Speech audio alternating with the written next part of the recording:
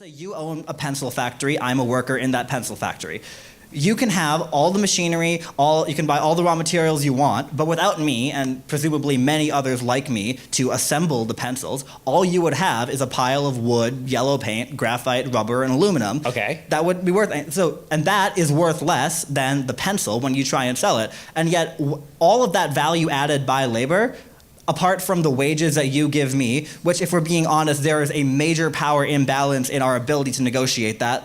If all that putting the pencil together requires is basic use of your prefrontal cortex, then yes, your labor is alienable at lower rates than if you are a doctor. That's not the fault of the person who owns the machinery. But if you didn't have workers like me and your pencil factory, and you were just one man. But I do. I have millions of people who are willing to do that voluntarily for me. If you're just one person trying to assemble pencils, you're not going to get very far. You need workers. Capital needs labor infinitely more than labor needs capital. That's why you have worker cooperatives where the workers are the ones. I fundamentally disagree on the distinction between capital and labor. Capital is just a term for money. If you're talking about money, money does not grow from the ground. Money only has value because it was traded for labor at one point or the products of labor. So if I take my money and I buy machinery, I have invested my labor in doing that because I didn't get the money from nowhere. Even if I got it from my parents didn't get the money from nowhere. The people who built the machines required me to trade something of value to them in order for me to obtain the machines. The people who invented the machines required people to pay them in order to get the patent to that machine so they could build the machine. The problem that I'm seeing in what you're saying is you have still failed. If what you're talking about is a system of voluntarism, you still have not named any area in which we disagree, and yet you're telling me that you're a socialist and I'm a free marketer. So one of us has got this wildly wrong, and I'm pretty sure it's not me.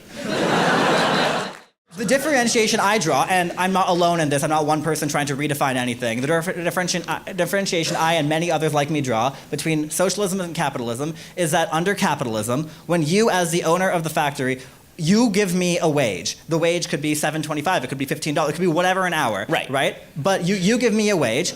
All the additional profit above made from selling the pencils or whatever good you produce above what is reinvested into the company ultimately goes to you or the investors, those who own shares in the means of production. Right. Under socialism, those people are the workers, and the example I give, again, is cooperative enterprise. No, those are the people who are investing the risk. So if they carry the risk, then they get the benefit. The owner of the factory carries the risk, therefore he gets the benefit. The workers in the company you mentioned, if that company were to go bankrupt, they would carry the risk as well as the benefit. If the company goes bankrupt, and this guy has to pay off all of his debts, the worker may lose his job, but he's not the one who's going to incur the debt of having gone bankrupt. If you incur risk, then you're the one who pays the downside. The worker does not pay the downside.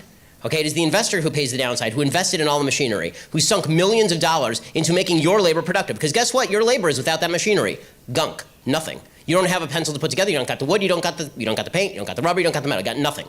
Right? You're sitting there, standing outside, twiddling your thumbs. It required somebody to invest, who do you think put more in? The guy who spent millions of dollars buying all the machinery, leasing the place, making sure there was a management structure, doing the LLC formation, making sure all the tax code was in compliance, or you standing outside because you can stick a piece of graphite into a piece of wood? Now we're done.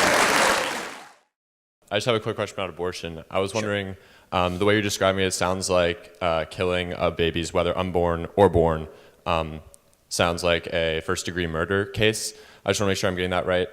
Punishment for first-degree murder is life imprisonment without parole. I was wondering if you think people who commit abortions should be sentenced to life imprisonment without parole.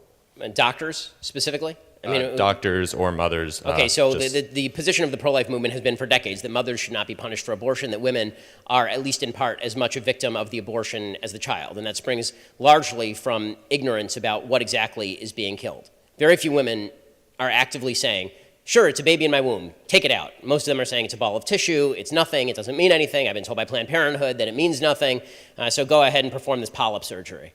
And so that's acting out of ignorance. It lacks the mens rea, right, and sort of legal terminology that would be necessary in order to establish something like a first-degree murder charge. The same thing does not hold true for Kermit Gosnell. The same thing does not hold true for abortion doctors who are fully aware that a 20-week-old baby is in fact a baby, and who are aware that an incipient human life is in fact an incipient human life. Now, when it comes to gradations of punishment based on the term of the abortion, it's an argument that honestly I haven't considered very much, to be frank with you. Like, I haven't actually sat down and thought about what a criminal code would look like. Is it the same punishment for aborting at 2 weeks as it would be for aborting at 30 weeks? I think, first of all, it'd be difficult to establish any sort of public support for a law quite like that. My main issue is not about the punishment so much as it is about the disincentive to the performance of the abortion itself. I'm more interested in preserving the lives as opposed to punishing the people who are taking them. The only reason to punish is to preserve the lives and provide a disincentive. So whatever disincentive was necessary in order to prevent the murder of the unborn, I'm very much in favor of. Okay, so you said whatever disincentive is necessary. Is there a limit onto what lengths you would go if you were imposing policy to prevent abortion or like? Yeah, I mean, I said I don't think that a punishment is appropriate for the mother. I think when it comes to abortion doctors who are making their living by killing presumably thousands of unborn children, there are very few lengths to which I think that I would not go in terms of government policy in punishing those doctors and giving them jail time. Okay, thank you, Ben.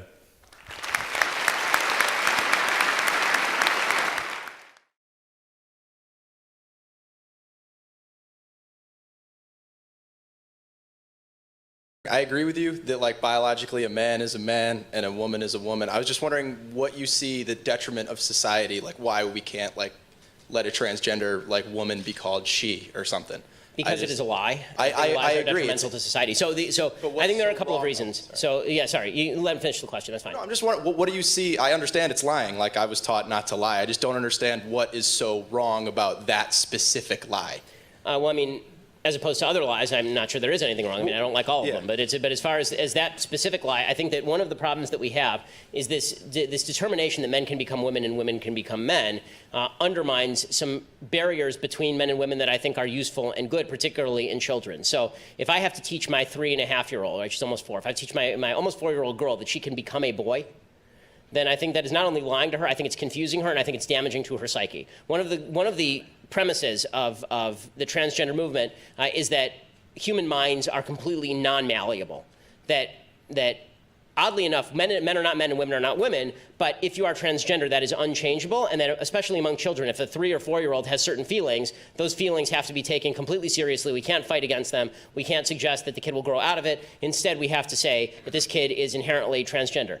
I can tell you, having kids are incredibly malleable. Kids are easily confused. And saying to a child, which is what the transgender movement would like to do, I mean, they're having drag shows in kindergarten now in some areas. When you do that, when you confuse kids about gender, you're doing the kids no favors. You're doing them or you could be doing significant damage to kids. Kids should not be confused about their biology. Kids should not be confused about their gender. And let's put it this way, just from a certain statistical standpoint, if it is true that the transgender suicide attempt rate is 40% over the lifetime, and if I am right, then more kids will be confused about gender, which, by the way, you do see. You've seen an uptick in transgender surgery in Europe. You've seen a greater identification as transgender overall in places like Europe, malleable rates of transgenderism in Europe. If that's the case, then you're raising the suicide rates, presumably, if there's an association between for young people who are now confused about gender. So I am not in the mood for countenancing lies about what men and women are, specifically when I think that there is a goal of redefining a key term for the entire society. Thank you.